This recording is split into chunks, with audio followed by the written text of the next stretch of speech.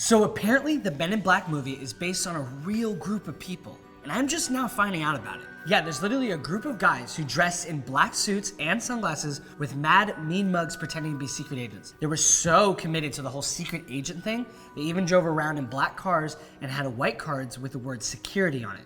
They also would call each other by their numbers, James Bond style. Anytime people reported UFO sightings or were researching them, the Men in Black would track them down, force them to destroy all evidence, and threaten them to stay quiet. Let's get into it.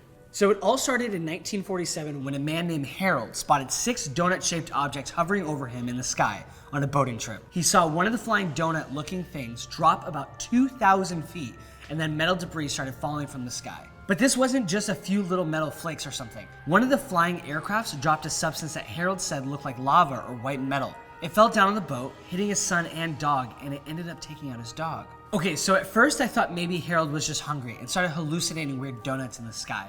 But for a chunk of metal to drop down and knock out his poor dog? That's crazy.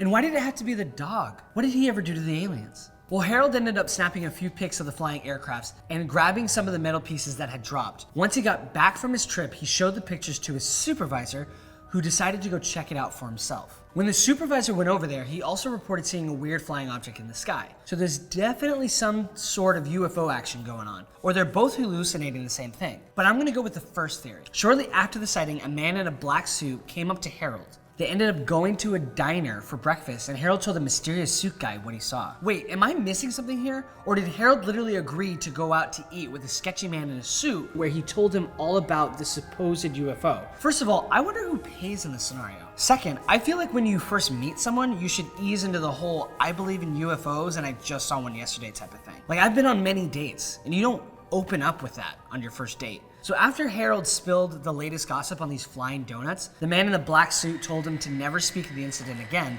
and said that if he did, bad things would happen.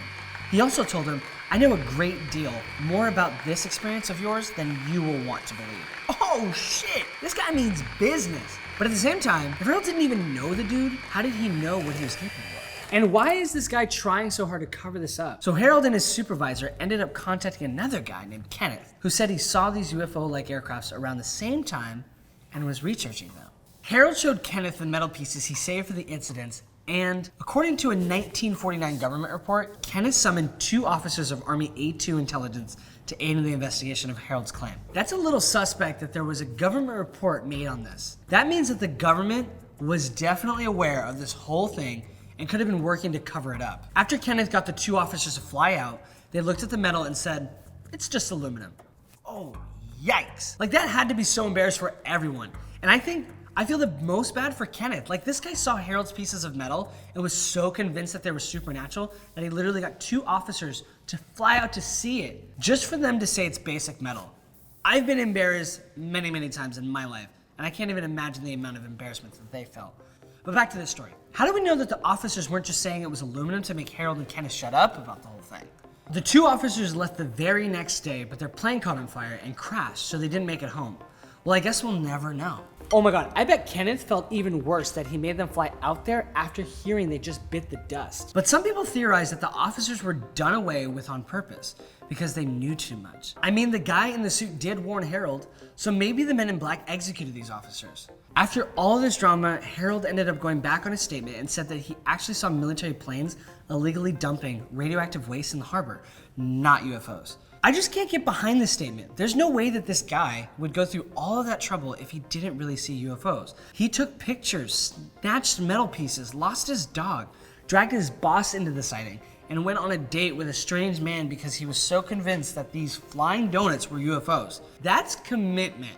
So I think he made up the whole military plane thing after realizing how serious the Men in Black really were. Speaking of which, let's go on to their next story. In 1967, Robert Richardson was driving his car at night when he crashed into something that looked like a UFO. But the supposed UFO that he crashed into vanished upon impact. Whoa, wait, hold on. What? It's one thing to see something in the sky that disappears, but to hit something that causes actual damage to your car and have it vanish? That's pretty wild. Unless he was just trying to cover up a solo car accident so his car insurance wouldn't drop him. I've been in a couple car accidents, and for me to hit something and then something disappear, that sounds like a hit and run. Okay, so Robert hits this mysterious UFO that disappeared into thin air. got out of his car and found a small piece of metal that he thought belonged to the aircraft. A few days after the incident, 2 men wearing black hats and shades were driving around in their black Cadillac when they stopped at Robert's house to ask him some questions about what actually went down. 1 week later, 2 other guys in black suits demanded for Robert to give them the piece of metal, but Robert had sent it off for testing. The suit guys were pissed and told Robert, if you want your wife to stay as pretty as she is, then you'd better get the metal back. Yo, and now they're bringing his wife into this? Oh, maybe she was in on it. They clearly thought that she was attractive, so maybe she was having an affair with one of the men in black and told them the whole story. Or maybe I'm watching too many crime shows and I'm turning every little detail into its own theory. Oops, my bad. Well, Robert never heard from the men again and has no idea how they actually found out about the crash in the first place. Oh, so my wife theory is actually pretty viable. The next incident happened to Dr. Herbert Hopkins, who was in Maine working on a UFO case, when he got a call from someone. The man on the phone asked if Dr. Hopkins was alone. Then he said he was with the New Jersey UFO organization, which turned out to be a scam, and wanted to talk about the case. Dr. Hopkins agreed, and right after he hung up, the man was already at his door. And how did he show up so fast? And I can't get over the fact that this dude just gave out his address like that. Who does that?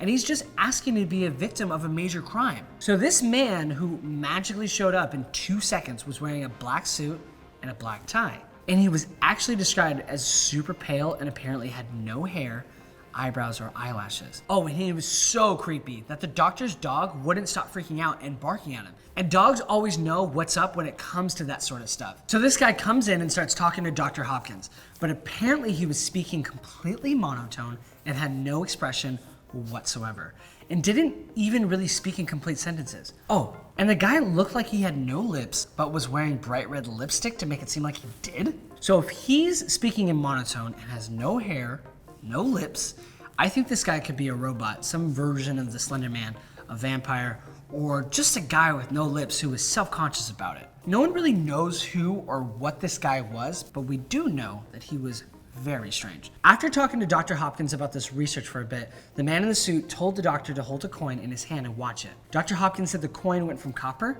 to silver to blue, and then it started to fade away until it was completely gone. He said that the coin legit changed colors a bunch of times and just disappeared in front of his own eyes. So now I'm thinking the suit guy could actually be a magician after all. But after this coin disappearing act, the eyebrowless man told Dr. Hopkins to destroy all of his UFO research and never to talk about it ever again. Dr. Hopkins then said the mysterious man started leaving and said in a slow and super spaced out pace, "My energy is running low. I must go now. Goodbye." Then the doctor said the man held onto the rail super tightly as he left and was never seen by him again. This is wild, and I'm not really sure what to believe, but all of this is true, and it seems like the men in black maybe had some high-tech robot puppet who they put lipstick on and sent out on missions. Another alleged Men in Black visit happened when a man named Paul spotted a luminous disc in the sky. He saw the disc land in an open field and went to check it out. Then he reportedly saw 2 human-like creatures get out of the UFO-looking aircraft. Paul said he fired a bullet at one of them before driving off. I don't understand how he could just drive away like that if he thought he saw aliens. When Paul showed up at work after his alleged alien run-in, 3 men wearing black suits told him that they had his file and knew all about the incident, even though he didn't tell anyone. Paul said it was like they knew everything about him and that they asked a bunch of questions about the event as if they already knew the answers. But how do we know what Paul saw if Paul didn't tell anyone? Well, someone was actually able to get a picture of one of the men in black in 1968. A guy and his wife were really into researching UFOs and the aliens, and the more they got into it, the more weird shit started to happen to them. When they would come home after going out, their apartment looked like it had been searched and their UFO-related files were the most messed with. Did they not think to call the police? Like, robbing someone's house is a crime, people. You gotta call the police after something like that happens. The couple started noticing a strange man in a black suit who was always watching them. They mentioned their stalker to a friend who was able to take a picture of the guy, which is one of the only pictures captured of the Men in Black. But even though that they got a picture, how can we determine who that guy really was and what group he was actually working for? For all we know, he could be just an average businessman who liked to secretly break into neighbors' apartments and mess with their UFO papers. But maybe this next story can prove much more details. In 2002, Dan Aykroyd was working on a documentary for the Sci-Fi Channel that focused on UFOs, crop circles, alien abductions, and other extraterrestrial encounters. At this point, they had already filmed 8 episodes that were about to air. During filming one day, Dan stepped outside for a break when he saw a suspicious black car.